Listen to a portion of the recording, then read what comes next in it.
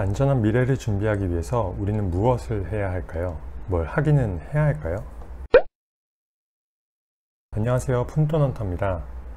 몇 년 전부터 욜로가 유행했는데요. 한 번 사는 인생 신나게 살아보자는 한탕주의로 기결되곤 했습니다. 사실 저도 이런 모토로 버는 족족 쓰곤 했죠. 지금 내가 하고 있는 사업이 잘 될 거야, 주식이 잘 될 거야, 아니면 승진할 수 있을 거야, 로또에 당첨될 거야, 이런 막연한 개념으로 살고 계시진 않나요? 그런데 결혼하고 아이를 낳고 삶을 꾸려가면서 준비되지 않은 욜로는 무서운 미래를 맞이하게 된다는 사실을 몸소 깨닫게 되었습니다. 한국인의 평균 수명은 평균 85세 정도로 나타나는데요. 법적 정년인 60세에 은퇴를 한다고 해도 25년은 어떻게든 살아내야 하는 겁니다. 통계청의 자료에 따르면 2040년이 되면 생산 가능 인구는 꾸준히 줄어들어 50%대가 되고 노인 인구는 꾸준히 늘어 30% 이상이 늘어날 것으로 예상됩니다. 그렇다면 적절한 노후 생활비는 어떻게 될까요? 국민연금연구원의 자료에 따르면 부부의 경우 월 243만원 정도, 최소로는 176만원이 필요하고 1인 가구의 경우 월 153만원 정도, 최소로는 108만원 정도가 필요하다고 합니다. 그럼 이걸 잘 해내고 있을까요? 삼성생명 은퇴연구소의 보고에 따르면 우리나라 국민의 은퇴 준비 지수는 100점 만점에 56점에 불과한 것으로 나타납니다. 노후 준비를 위한 3층 연금보장이라고 불리는 국민연금, 퇴직연금, 개인연금을 모두 가입한 사람은 19%, 셋 다 가입하지 않은 사람은 약 12%로 나타나고 있습니다. 한겨레 보도에 따르면 한국의 노인 빈곤율은 45.7%에 육박한다고 합니다. 국민연금은 전 세계에서 벤치마킹을 할 정도로 좋은 제도라고 하는데 왜 노인 빈곤율은 이렇게 높으며 노후 준비는 이렇게 잘 되지 않는 걸까요? 앞서 말씀드린 것처럼 노후 준비를 위한 연금은 크게 세 가지 층을 가지고 있습니다. 국민연금, 퇴직연금, 개인연금 이렇게 세 개 층으로 나뉩니다. 국민연금은 국가가 강제해서 가입하는 것이고 회사에서 내 퇴직금으로 연금을 준비해주는 퇴직연금, 그리고 내가 준비하는 개인연금이 있습니다. 여기서 질문. 솔직히 어떤 사람이 여유가 있어서 미래를 준비할 수 있을까요? 지금 사는 것도 버겁고 퍽퍽한데 말이죠. 그래서 국가에서는 개인연금 준비를 장려하고 준비하는 사람에게 어드밴티지를 주기 위해 많은 세제 혜택을 주게 됩니다. 바로 이게 연금저축이라는 개념인데요. 연금저축은 연금저축 신탁, 연금저축 보험, 연금저축 펀드 세 가지로 나뉩니다. 현재 연금저축 신탁은 신규 가입이 중단된 상태입니다. 그리고 보험사를 통해 가입할 수 있는 연금저축보험, 증권사를 통해서 가입할 수 있는 연금저축 펀드가 있습니다. 저는 보험사에서 노후 준비를 위해 연금보험, 변액연금에 가입했는데요 라는 질문을 하시는 분이 계시다면 다시 한번 확인해 보세요. 연금저축이라는 이름이 들어가지 않으면 제가 말씀드린 연금저축에 해당하지 않습니다. 보험사에서 노후 준비를 위해 판매하는 일반 연금보험, 변액연금은 연금저축에 해당하지 않습니다. 연금저축의 세액공제율은 다음과 같습니다. 연소득 5,500만원 이하의 경우 16.5% 공제해서 최대 66만원, 연소득 5,500만원 초과의 경우 13.2% 공제해서 최대 52만 8천원의 세액공제를 받을 수 있죠. 일반적으로 계좌에 입금해서 이자 수익이 생기면 15.4%의 세금을 떼가는데 연금저축은 이걸 유예시켜 줍니다. 나중에 내게 해준다는 거죠. 나중에 연금소득세를 통해 이것을 가름하게 됩니다. 매달 약 30만원씩 1년간 400만원을 꾸준하게 넣으면 10년이면 4천만원이 되고 20년이면 1억에 가까운 돈이 됩니다. 이걸 투자해서 제대로 수익을 늘린다면 더 큰 돈을 받을 수 있겠죠? 그렇다면 가입이 중단된 연금저축 신탁 말고 우리가 가입할 수 있는 건 연금저축보험과 연금저축 펀드가 있을 텐데요. 과연 어떤 것을 사는 것이 유리할까요? 저는 연금저축 펀드를 통해 준비하실 것을 추천해 드립니다. 연금저축 펀드는 바로 연금저축을 펀드로 투자해서 수익률을 높이는 방법입니다. 연금저축 시리즈 3개 중에 가장 수익률을 높일 수 있는 연금저축이라고 할 수 있습니다.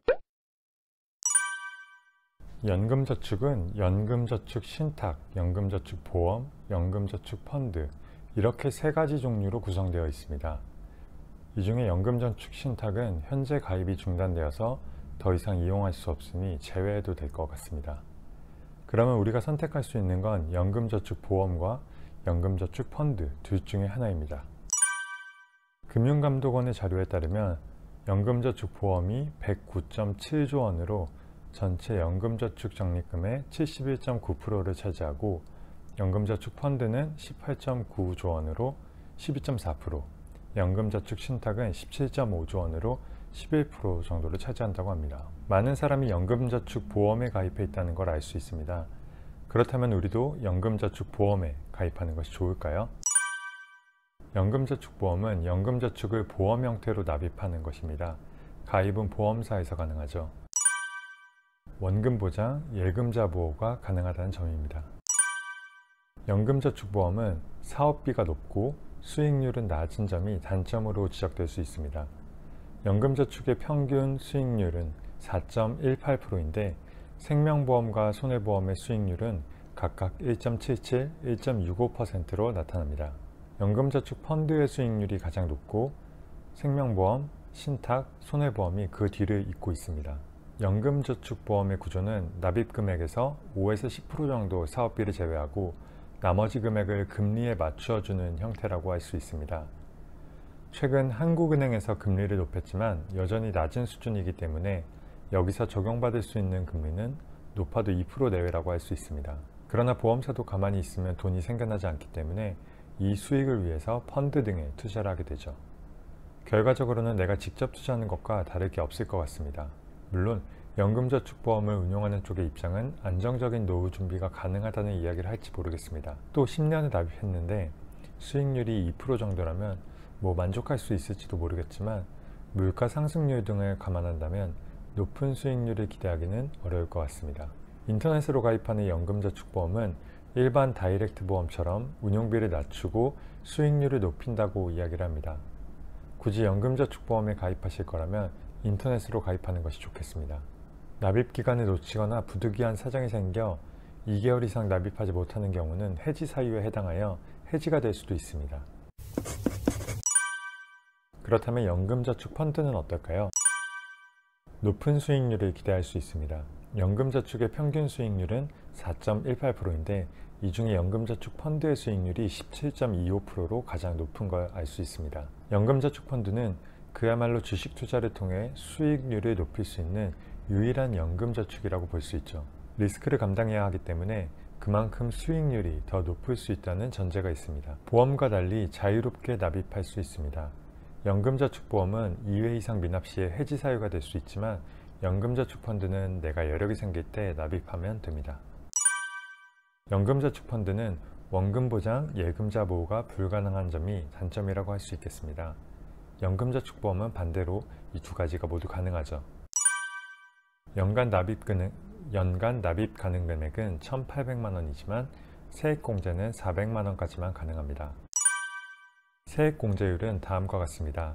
연소득 5,500만 원 이하의 경우 16.5%를 공제해서 최대 66만 원, 연소득 5,500만 원을 초과할 경우 13.2% 공제로 최대 52만 8천 원의 세액공제를 받을 수 있죠. 연금저축에 가입하고 수령하기 위해서는 가입기간을 충족해야 하는데요. 최소 5년 이상이 되어야 합니다.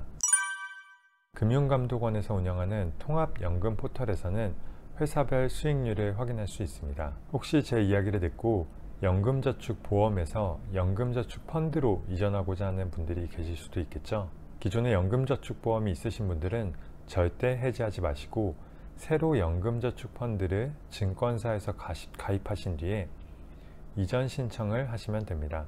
예전에는 가입이 되어 있던 곳과 가입할 곳 두 군데 모두 신청해야 하는 번거로움이 있었지만 지금은 가입할 곳에서 모든 이전 업무 처리가 가능하게 되었습니다.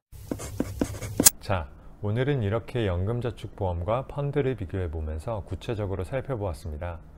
미래는 남이 준비해 주지 않습니다. 바로 우리들의 몫이죠. 오늘 영상이 도움이 되셨다면 구독과 좋아요 부탁드립니다. 다음에도 알찬 정보로 찾아오겠습니다. 행복한 하루 보내세요.